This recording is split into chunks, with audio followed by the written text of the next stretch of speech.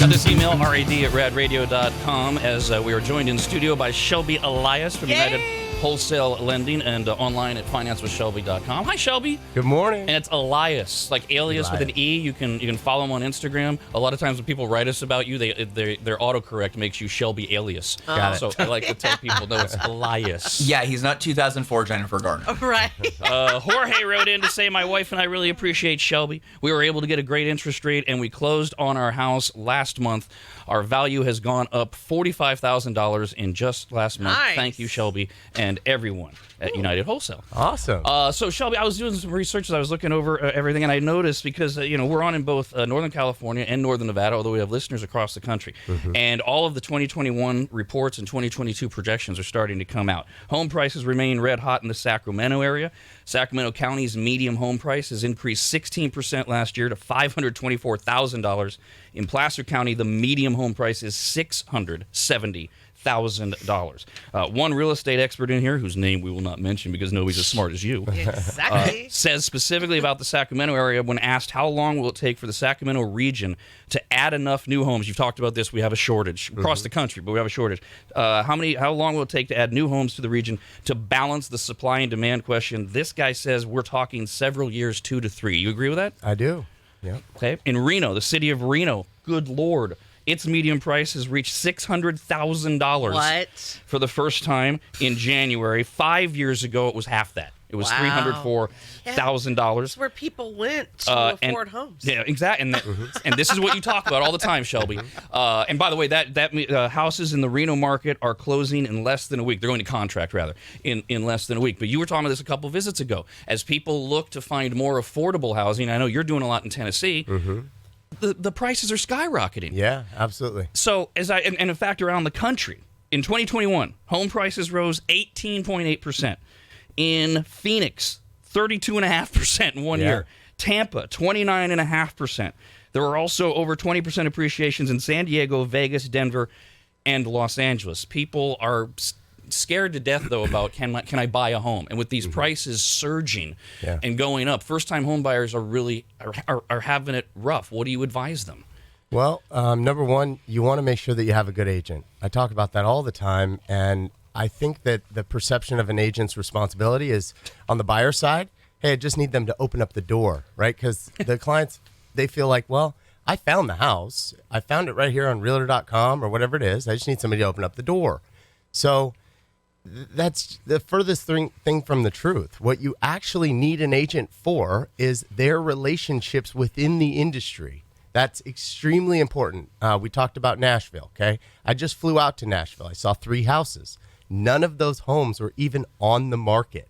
They're called pre-listings. So agents that have a lot of relationships, they reach out to all of their agents that they've done business with, say, hey, I have a client that's coming into town. He's looking in these neighborhoods. Do you have anything coming onto the market?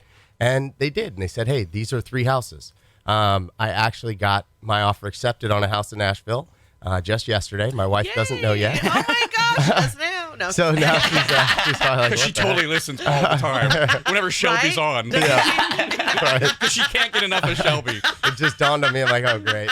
But yeah. And that story, now look at that story. Like in places like Reno and Sacramento's going to contract super quick. But a lot of people don't understand, that means you literally got a house that was for sale that nobody else knew about. Exactly. Which is the secret sauce to finding the kind of house that you want in this market. It is. And, people, you don't make it more complicated than it needs to be, right? So when you're looking for an investment property, that's what you have to do. You start thinking, okay, well, how am I going to get a house in a market where there's no homes for sale? Okay, I need to start talking to all of my friends, everybody out there, because people that are in specific communities or your neighbors, when your neighbor's going to sell.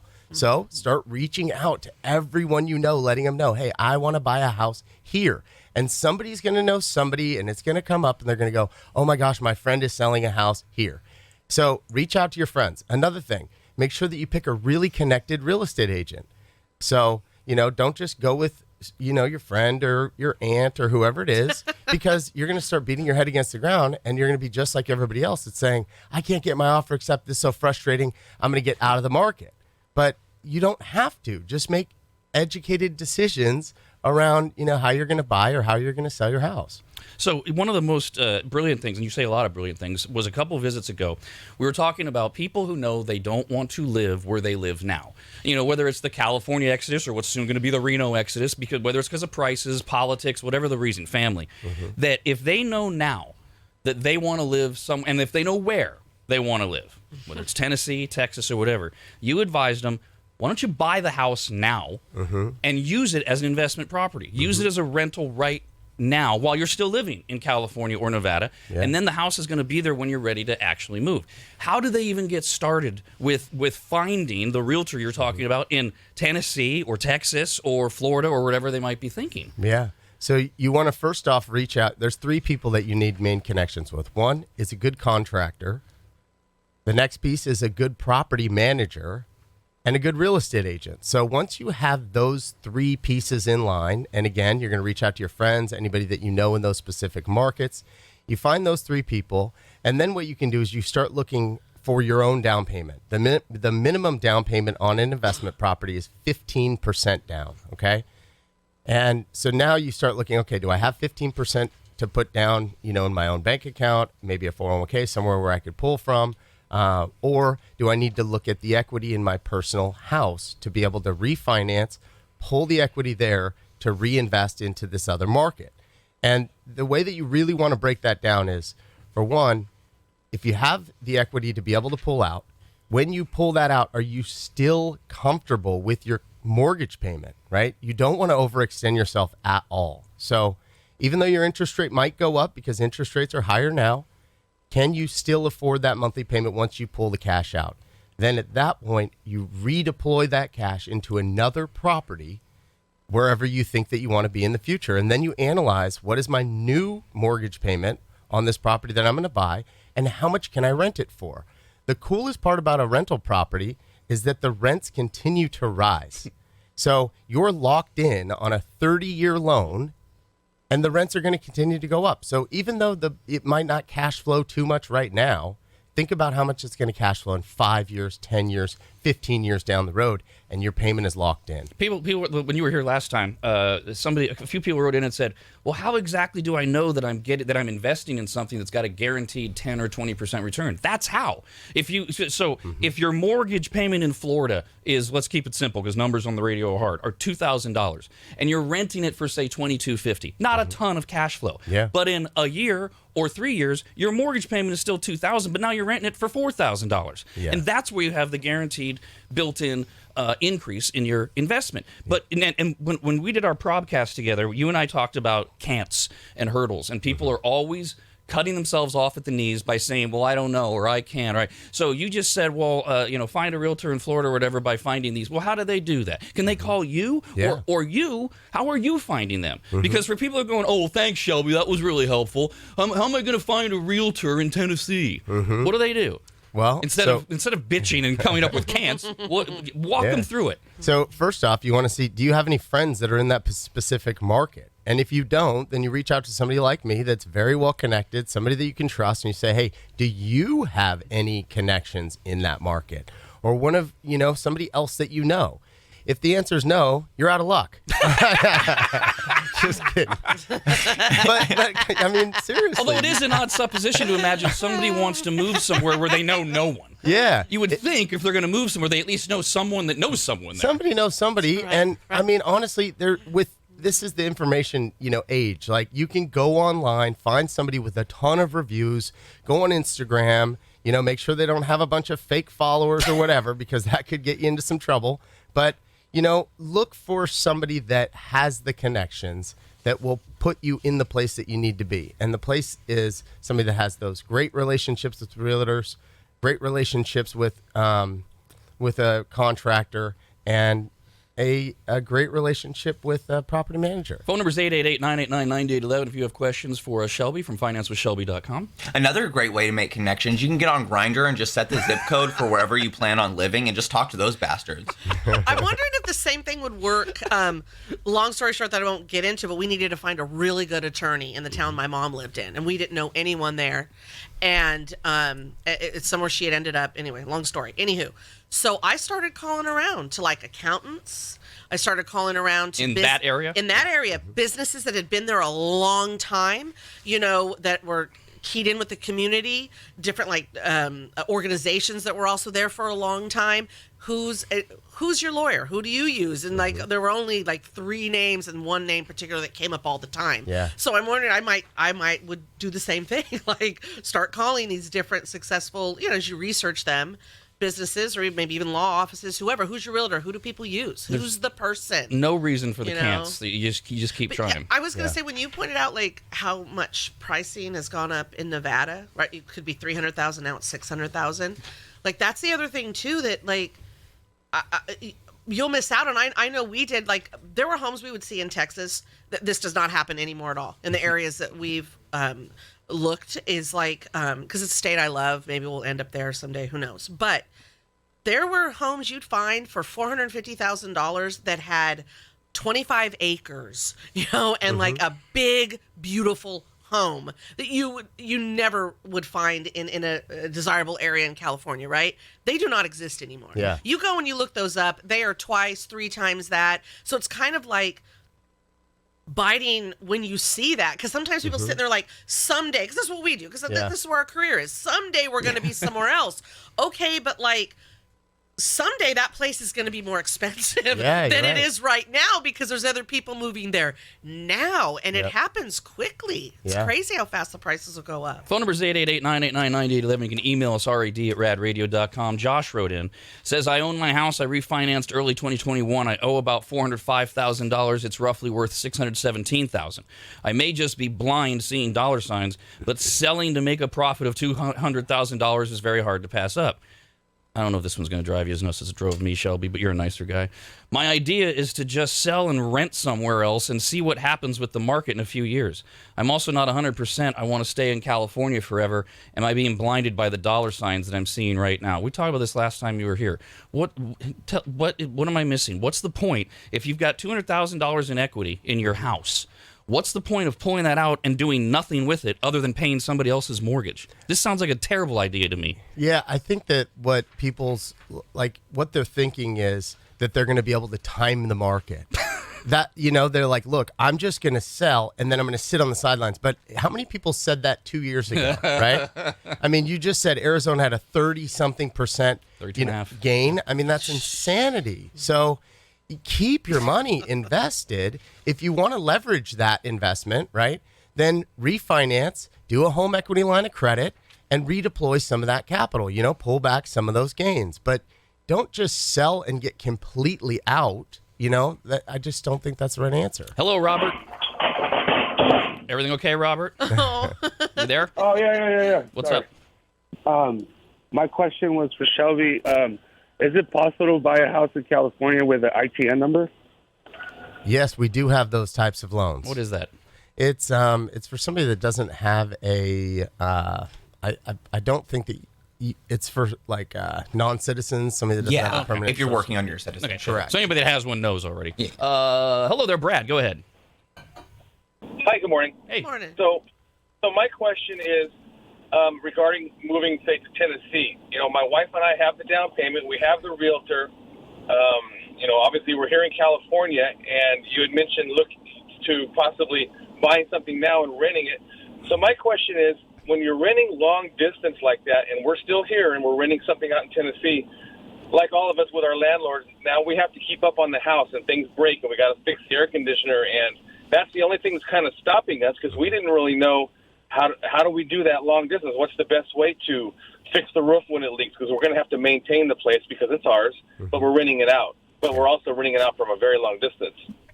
Yep, and that was that last piece that I mentioned was the contractor. You got to make sure that you have the contractor, the realtor, and the property manager. A lot of the time, the property manager and the realtor will have the connections for the contractor. So just ask them, hey, do you have a great handyman? Do you have a great contractor? And then at that point, get yourself some specific trades, too, that you might need, right? You're going to need a good plumber, I'll tell you that.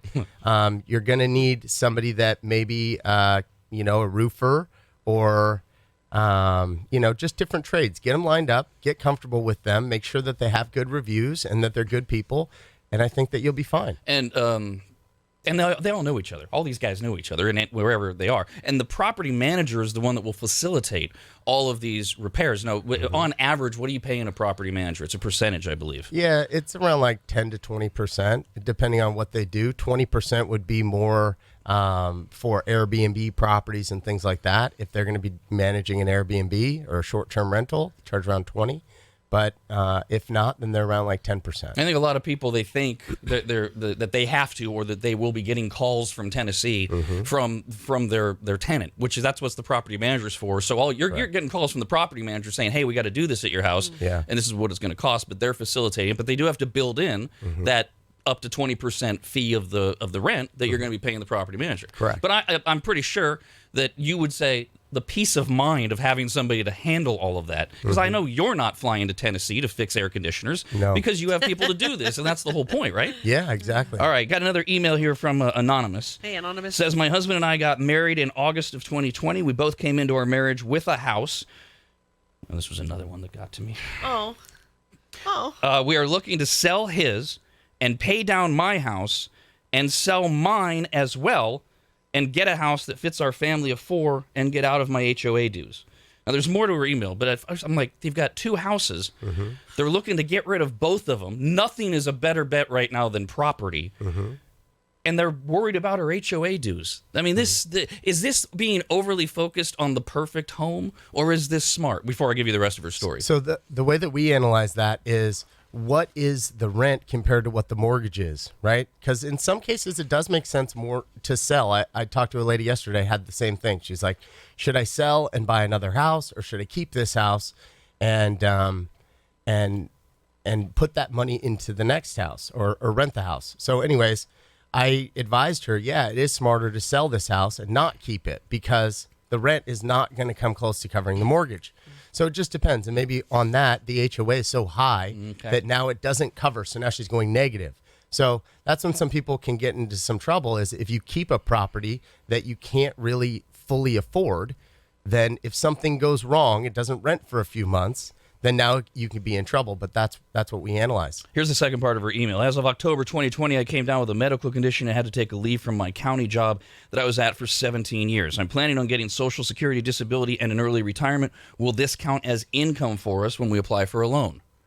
Yes, the Social Security does count as income in retirement. Also, we want to permit our downstairs, as it has a bedroom and a bathroom but no closets. If we permit it, will my house need to be reassessed by the county and maybe raise my property taxes, as it is based from 1985 when I got it from my mom?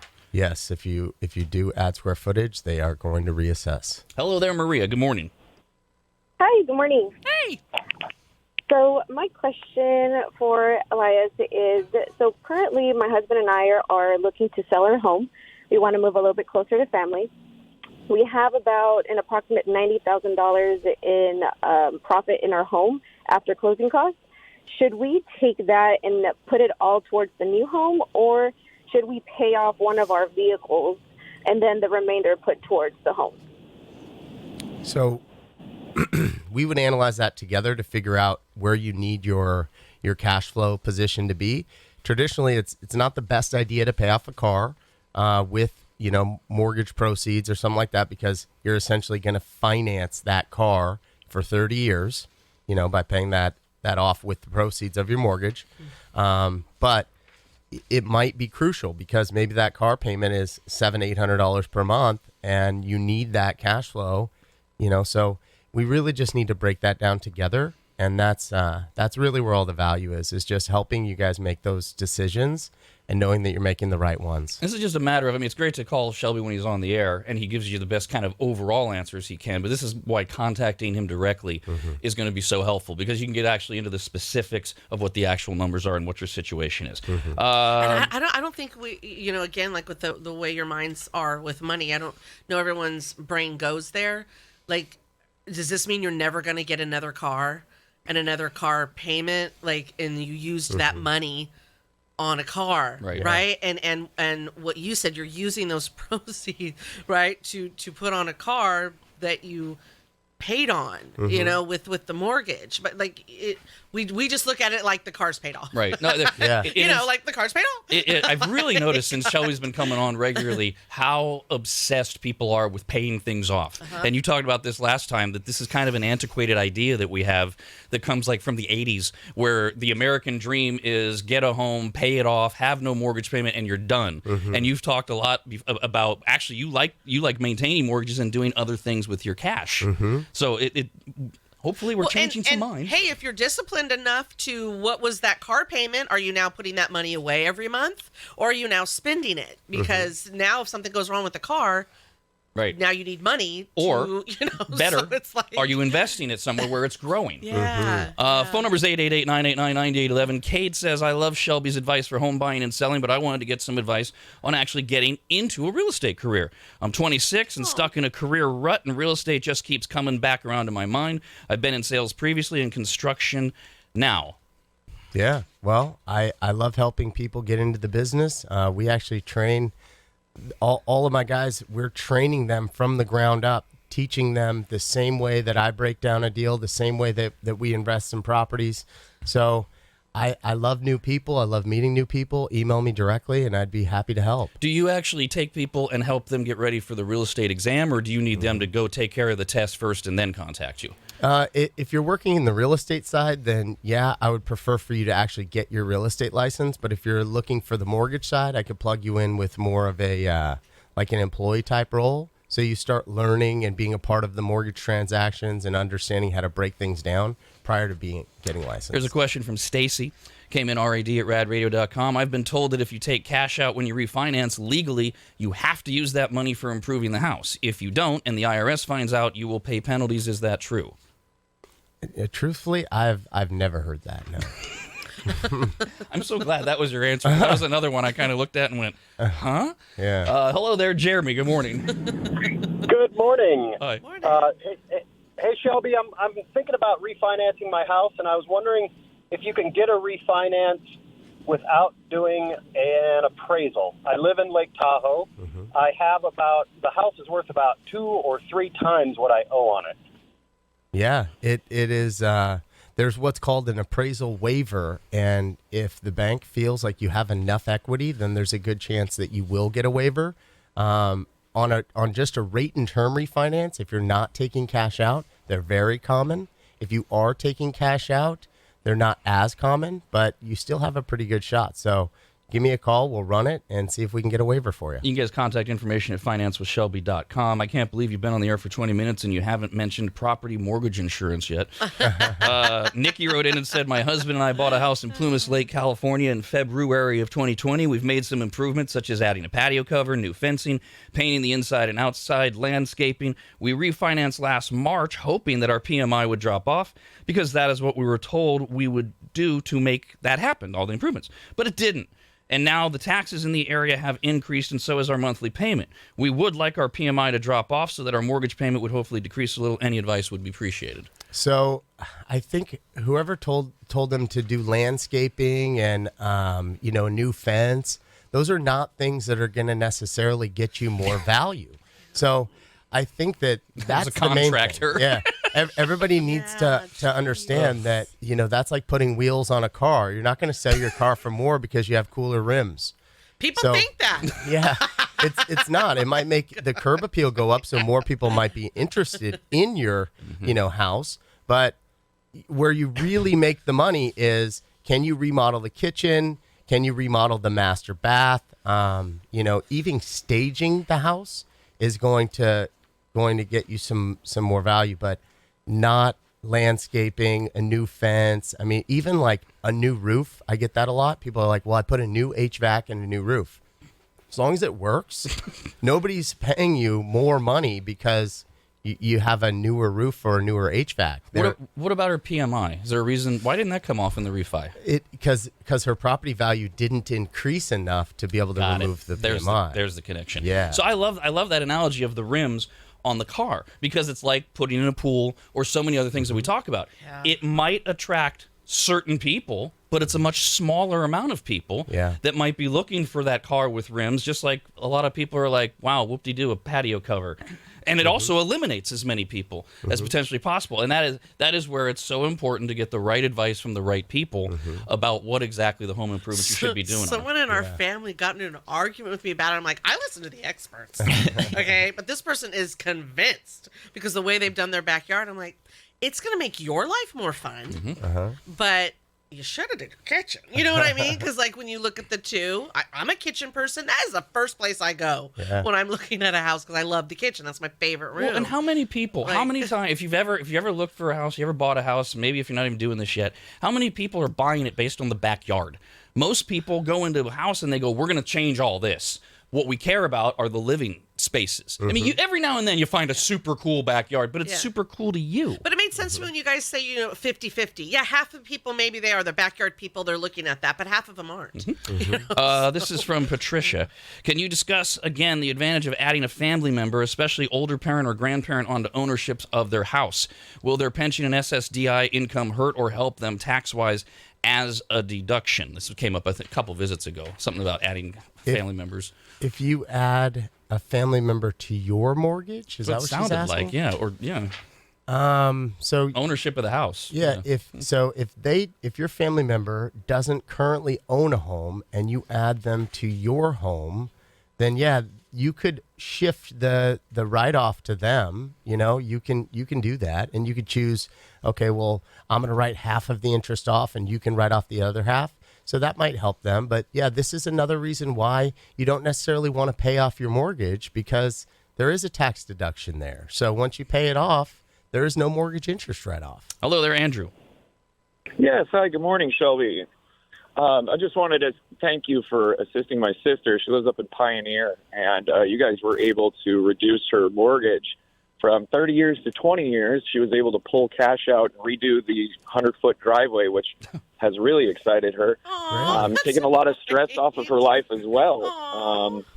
So, definitely thank you very much. I was trying to get her to do it for months, and she finally jumped the gun, and you took care of it. I love that. Thank you so much. And that brings up a good point. Sometimes people call in and they say, do I have to stick with a traditional 30-year mortgage, or can I stay on track? And you could choose whatever you want, whatever, timeline that you have. So even for those of you that are thinking about retiring in 18 years or 19 years or whatever it is, then we can structure your mortgage that way and prepare you for retirement. Got this email from Ronnie.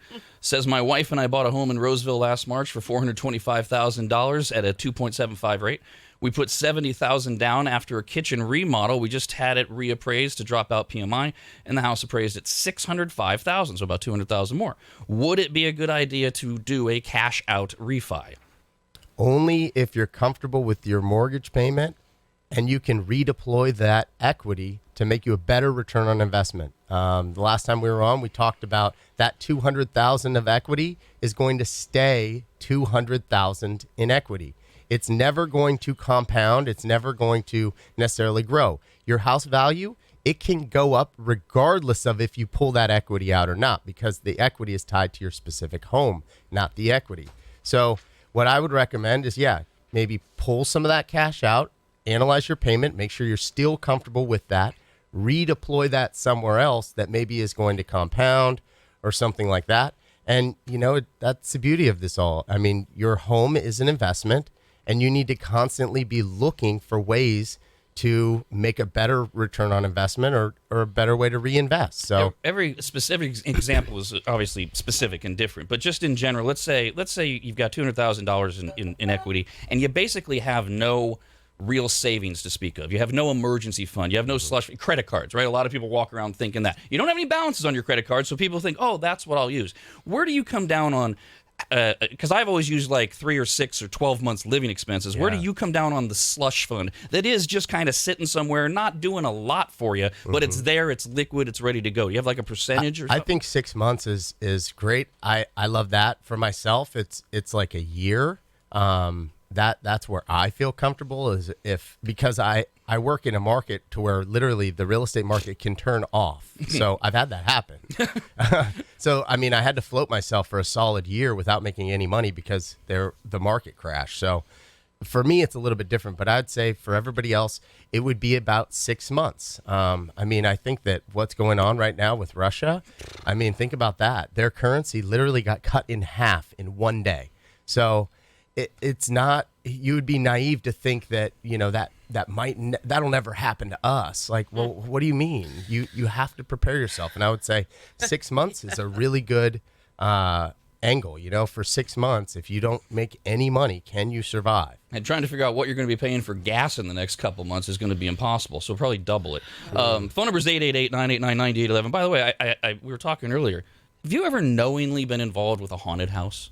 Have you ever had somebody, either what you were financing or buying or selling, where like somebody had been murdered and you had to disclose it? This came up earlier for fun reasons. Well, it's so crazy that you say this, but because I'm actually going to be listing one of the houses that I own that is definitely haunted. It's a fourplex downtown. It's right down the street from Dorothy Puente. Remember her? Oh, yes. It's like 4 houses down from her, which I don't know if there's a correlation there, but when I first bought the house, the neighbors came over and they're like, wow, you bought that house, huh?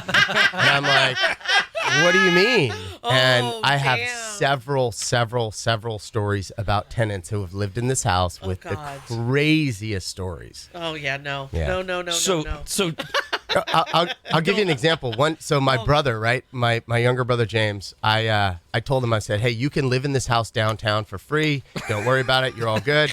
And I knew the unit that they said was haunted, and I was trying to push him into that one because I was like, if I'm going to let you live here for free, at least live in this one, and you're my brother. So yeah, you'll be all right. He literally, I swear to you, he walked into it and him and his friend go, ooh, I ain't living in here. This is creepy. I'm like, what? Why? Why is this creepy? I didn't tell him one thing about it. Yeah. And he comes out and he's like, I don't know, man. I get creeped out in there. And I'm like, what? I literally just remodeled it. Like, it looked great.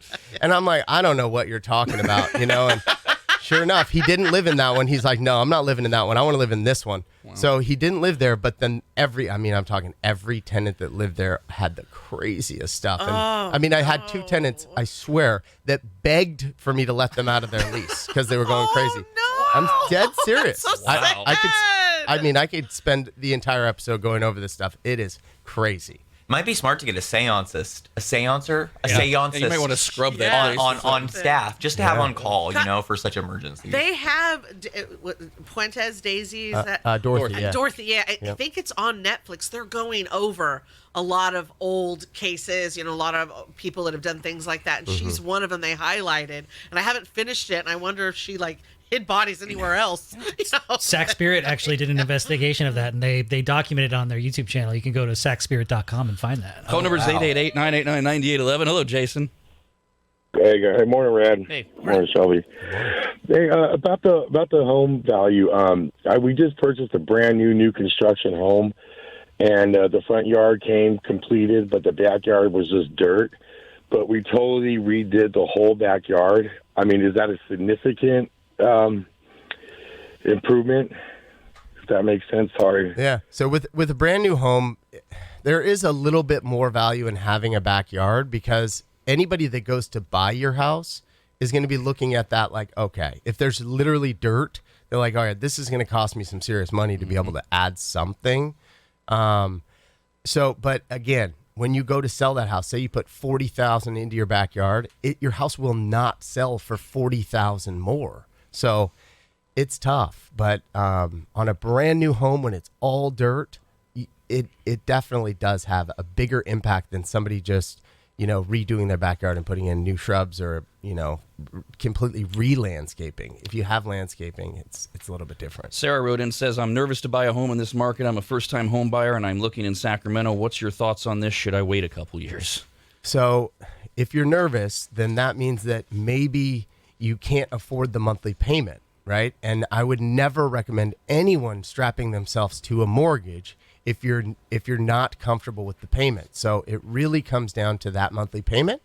And I would say for anybody thinking about buying, reach out immediately and then understand, what does the monthly payment look like? Are we comfortable with this? And if you are, then you won't be nervous anymore. Todd wants to know your thoughts on title fraud insurance.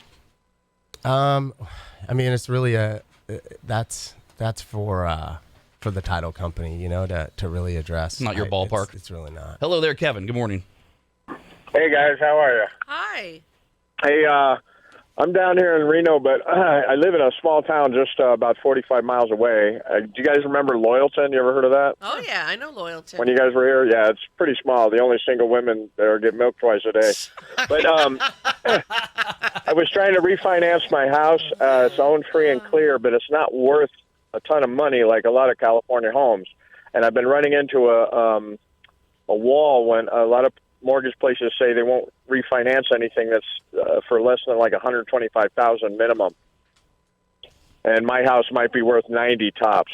It's a real small, older home, but it is free and clear, and I don't know what to do about trying to get it refinanced. I would go to a local credit union, somebody in that specific area, your local bank. I think that would be your best angle. I love it when you just don't take advantage of every single person that calls in and I says, know. call me, call me, call me, call me, call me. Yeah. Because if they called you, that's what you'd tell them as well. Yeah. Phone number is 888-989-9811. We've got Shelby Elias from financewithshelby.com. This came up the last 2 times we were here, and we keep getting letters about it. Nicole says, I'm so glad Shelby discussed reverse mortgages. My mom has one, and I have no idea what the terms are or how I should get her out of it. I always thought it was a scam. And you talked last time, Right. Yeah. and I've heard that from other people before. I haven't had to look into it. I'm not Tom Selleck's age, but Right, you see the commercials, you're like, what? you love these things. I do. I think reverse mortgages are great. Why are they not a scam? Because that's what people don't understand. So they're backed by the Federal Housing Administration. So that's a major reason why it's they're not trying to scam you. But if you outlive your reverse mortgage, okay, if you outlive it, you'll always have 5% equity in the home, and all of the equity is still yours. So whoever your heirs are, when you pass away, if you have 100,000, 200,000 equity, whatever it is, that goes to your heirs. I think that people have the misconception of thinking that they don't still have the equity, or that when so-and-so passes away, the house is now the bank's, and that's not the case. That's the big one I've heard, is that people believe you don't own the home any longer. Yeah. And yeah. that's what they're most afraid of is, Yeah. oh my God, I might get this income, but then if I outlive my house, I have to move or I have to give it to the bank or something like that. None of that's true. No, that's not true. Phone number is 888-989-9811. Hi, Mason. Hey, how you doing, guys? Hi. By the way, Mason, before you go, you do reverse mortgages, right? Yes, Okay. yeah. Go ahead, Mason. Yeah. So I'm a 100% disabled vet. Thank you for your Thank service. you. I'm 40, so it's kind of young. Yeah. Stuff that happened overseas. But do you guys do VA loans, and how do those really kind of work? Because I've tried to get a loan to the VA, and a lot of banks kind of, because I don't have to put money down, they kind of look at it and go, well, But I know it's guaranteed money, but. No, we do VA loans. We do a lot of them. And you being disabled actually allows you to avoid the funding fee. So you can do 100% financing. You can actually go all the way up to $1 million on a purchase with no money down. You also have no monthly mortgage insurance. There's that MI popping up. You have no MI, which is awesome. Yeah, and you earned get it. access to the lowest interest rates on the market. So VA loans are awesome. I love doing them. I love helping out vets. Thank you for your service. We got this note from Justin. It's like he's reading your mind here. It says, what is the process of pulling money from your 401k to use as a down payment? Now, you sent me a note about how to get your employer to pay half of your down payment? Yeah. Oh. So what? for That's any of you creative. employers out there, I do seminars for your employees. And one of the seminars that I do is it's a home buying workshop. And what I tell them is that you can get your employer to pay half of your down payment through a 401k match. So if your employer matches your 401k, what I would advise you to do is, because I get this question a lot, people say, I'm not contributing to my 401k because I want to buy a house. No, you need to be contributing to the 401k so your employer will match you. So then at that point, when you go to buy a house, you can pull that money from your 401k and essentially your employer just paid half of your down payment. And no penalty for pulling it out? Well, they do a repayment plan. So everybody's 401k is totally different. But basically what you can do is, from what I've seen, is that you can pull up to $50,000 for a purchase of a primary residence. And so, at that point, if you put in 25, your employer puts in 25, you can pull that 50 and you can use that to buy a house. And then they're going to take payments back from your paycheck to repay that 50,000 that you pulled from. Which goes back into your retirement. Yep, goes right back. This isn't really like right down your lane, but would you like to take a moment to talk to the 3 children in the other room who are all under the age of 40 who are not taking advantage of the Williams Broadcasting 401k plan that is set up? Would you like to let them know? You guys didn't do it either? Man. What? Queenie, I already talked. I have one under another company. I already talked to Queenie about Queenie?